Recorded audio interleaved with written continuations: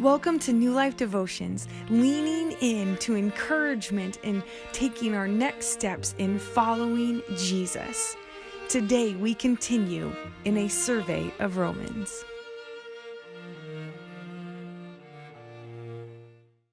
Hey, my name's Justin, and my family and I just returned from vacation. And while we were there, we visited a trail that we've grown to love, a hike that winds along a river, has a bit of climb to it, so it's not uncommon that one of the family members experiences a bit of fatigue, but the payoff is so worth it.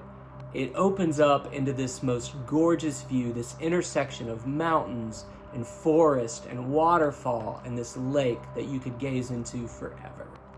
And as we were there, and as I was noticing the scenery, and just kind of taking it all in, I've mentioned to you the splendid parts of it, but I also noticed some other things. See, in the midst of all the beauty, there's also these signs that that place has also endured hardship. Rocks that have been hewn out of waters flowing over them for centuries. Trees that, if you look closely in the forest, you'll see evidence of past fires. You'll see evidence of storms that have ripped through and downed trees and things of that nature. And I mention that because there's a scene in Romans chapter 8 that's quite similar. A scene where we kind of do the work of leaning in, and then we have this expansive view of seeing the beauty of things, but also the difficulty that sometimes comes with life. Let me read this text to you, and I'd like to unpack a few things that I think can be really beneficial for us and for the people we love and for the people we'll meet along the way in the world. So I'm going to pick this up in Romans chapter 8, verse 18.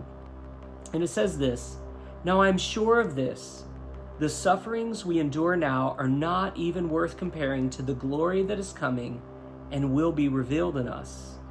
For all of creation is waiting, yearning for the time when the children of God will be revealed." It goes on a little further and talks about how creation is longing to be set free from its captivity, from its slavery. And then if you pick it up in verse 22, it says, "For we know that all creation groans in unison with birthing pains up until now." And there's more. It's not just creation. All of us are groaning, it says.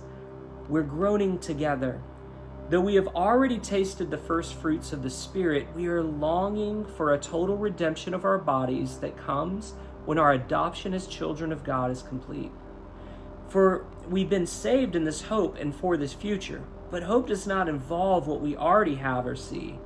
For who goes around hoping for what he already has?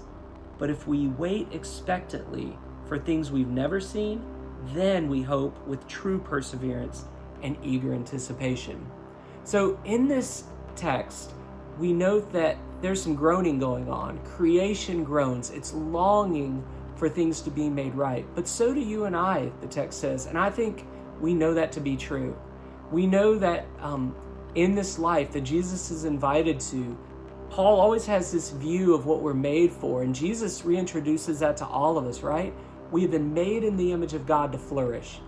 But as we're living in that reality, we also endure hardship.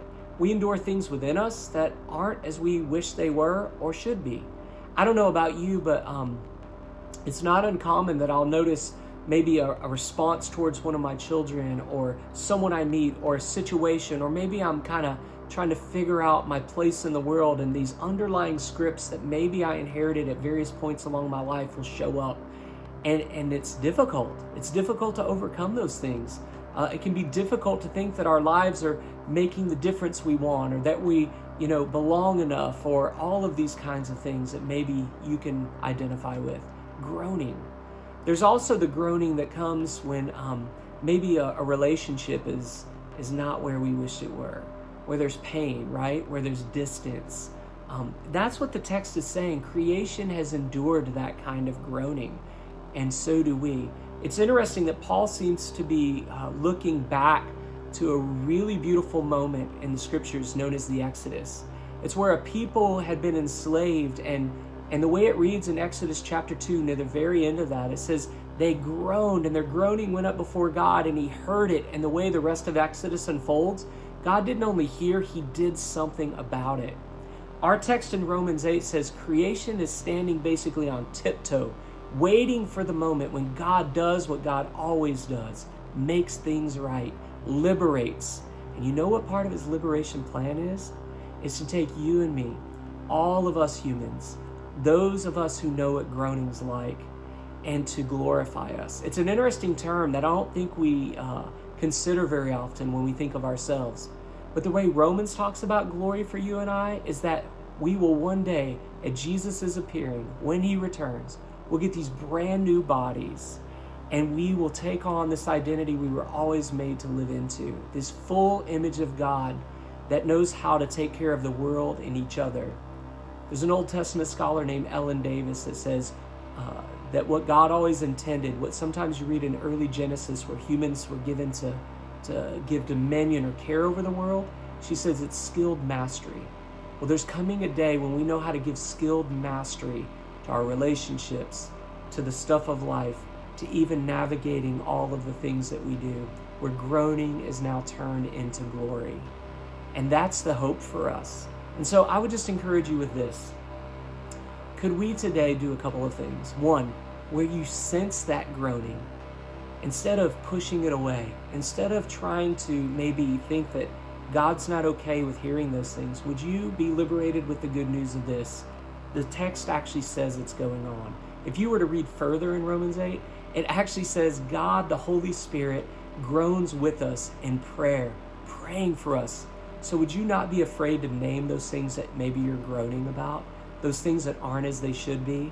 And would you let the Spirit begin to work and navigate and reshape those things, those scripts within you, those things without, those ways that you participate in the world? And then the second thing would be this. Would you and I, as we head towards that future glory, would we begin to imagine and let the Spirit help us practice ways of skilled mastery even now? So no, it's not going to be fully perfect, but could you imagine if we lived into the future now?